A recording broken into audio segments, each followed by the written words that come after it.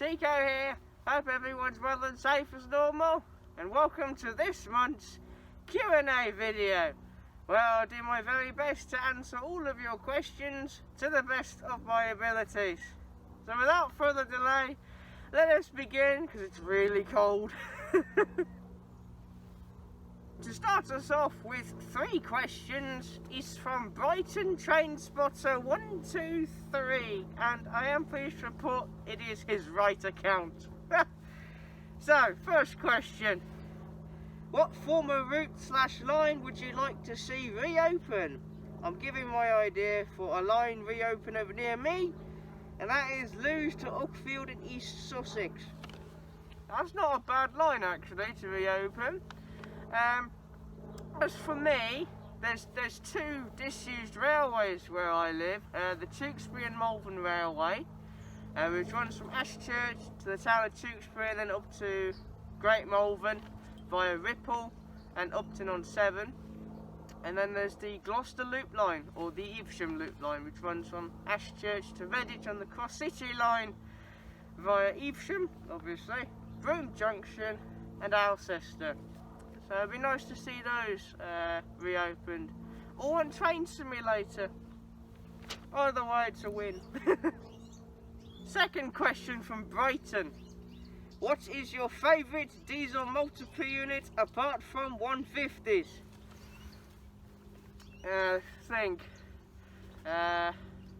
Class 153s, the Class 155s, the 156s, 158s, 159s. Third and final question from Brighton Trainspotter 123.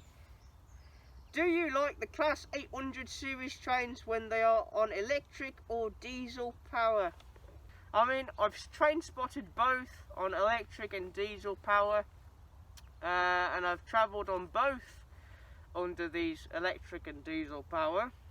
But where I live, they're always on diesel because we don't have any overhead wires here in Gloucestershire. Because Gloucestershire, apart from Bristol Parkway, but not up here in Ashchurch, so we get all the diesel ones here. So diesel, they sound alright actually in the diesel. Next up, with just the one question, is from CPR 1, 2, 3, 4, 5, 6, 7, 8, 9, 10, 11, 12. So that question is: the Class 399 of Sheffield Supertram is often known as a tram train. Would you consider it a tram, train, or both? Both. That's literally what it is. That's what they are. It's a tram train. They're on tram lines and they can go on the Rotherham branch as well. Next up with 2 questions is from Jacob's Rail Adventures. And their first question is: do you plan on visiting the Isle of Wight at any time to try out the new 484s? I do indeed have a plan to venture down to the Isle of Wight to explore the Island Line and the Isle of Wight Steam Railway, and to have a travel on the 484s as well, because it's something I've wanted to do for a long time really, the Island Line.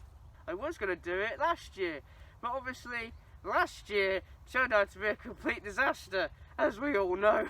So it's going to be, but the Island Line visit's going to be next year now, because I've got everything planned for December already planned, so yeah, it'll be next year. Second and final question from Jacob's Rail Adventures. What's your opinion on the eastern leg of HS2 getting scrapped? Hey, I thought I'd be asked this one. So, I'm not really surprised, really. I'll be honest with you.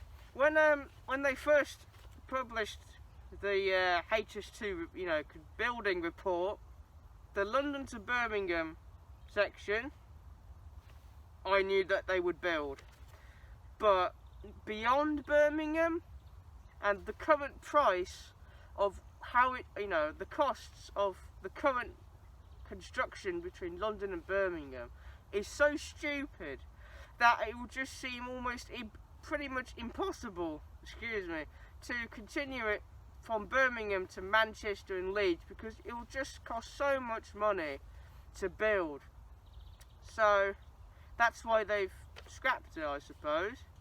They might end up having to use the HS2 trains on existing lines towards Manchester, Leeds, York, and up to Glasgow and Edinburgh on the west and east coast main lines and the cross-country route.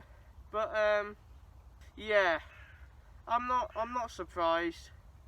Next up with 3 questions is from James Glossop, and the first question is: if you had the chance to explore the Island Line in the future, would you? Yes, as I did say in Jacob's Rail Adventures first question, which was on the Isle of Wight, I do have a plan to visit the Island Line, do the Island Line, do the Isle of Wight Steam Railway, do the 484s, do the Camborne, and yeah, it's a plan. Second question from James: would you ever go up to Scotland and do vlogs on the trains or even trams there? Is Iron Brew popular to take with you when you're up in Scotland?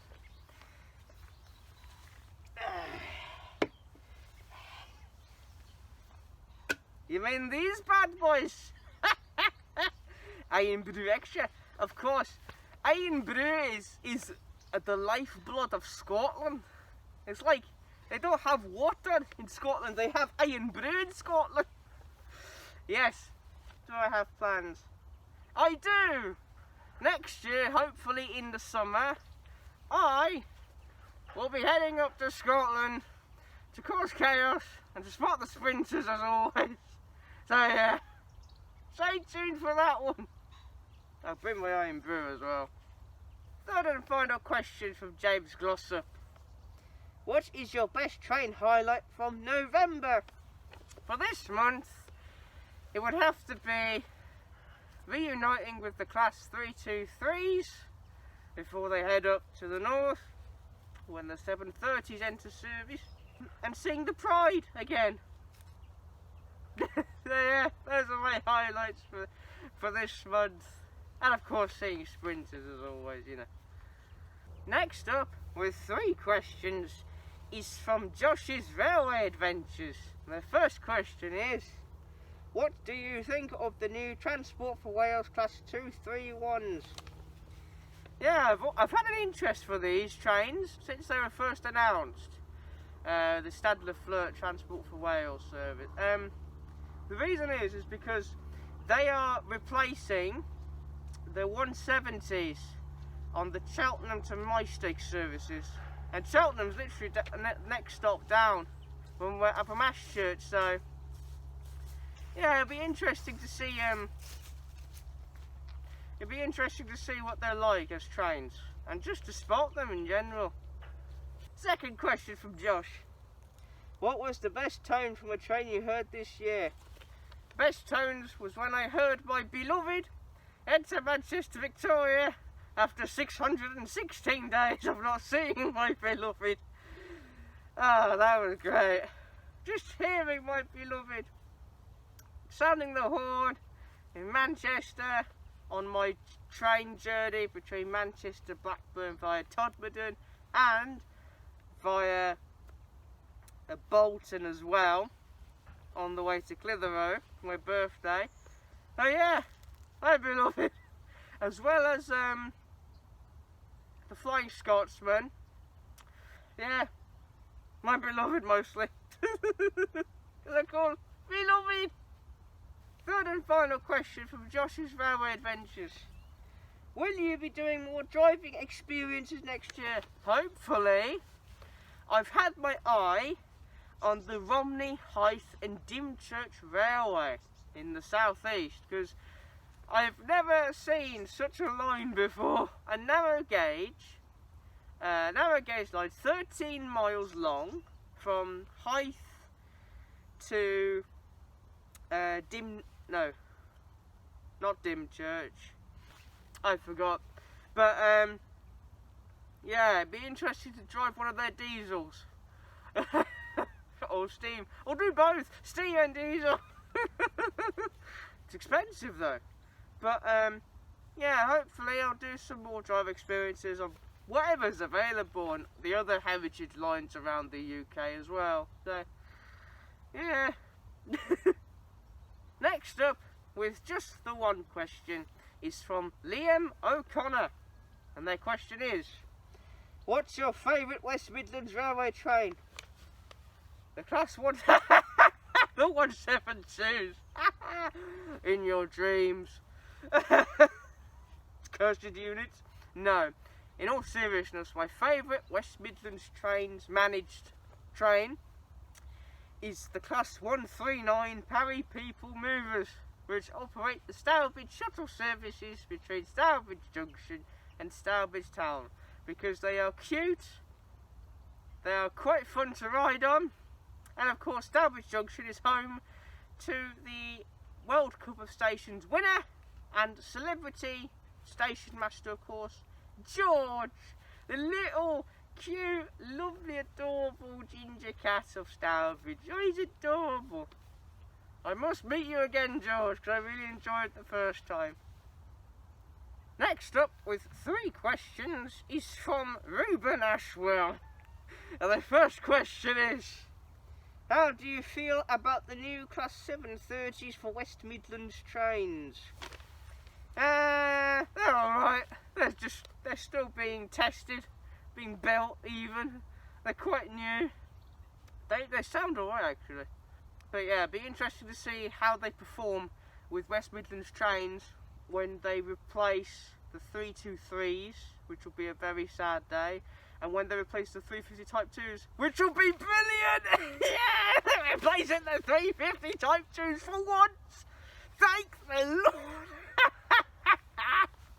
I bet Simon James will be pleased. But yeah, because I've seen some of their, adventures like 720s, and on the London Overground as well, and on Crossrail. So they seem alright, but to see them properly in travel, yeah, that'd be something to do. I have a plan actually to do a review of the 730s actually, and the 196s when they enter service, which will be next year I think. But yeah, second question from Reuben. Do you have a favourite London Underground tube stock?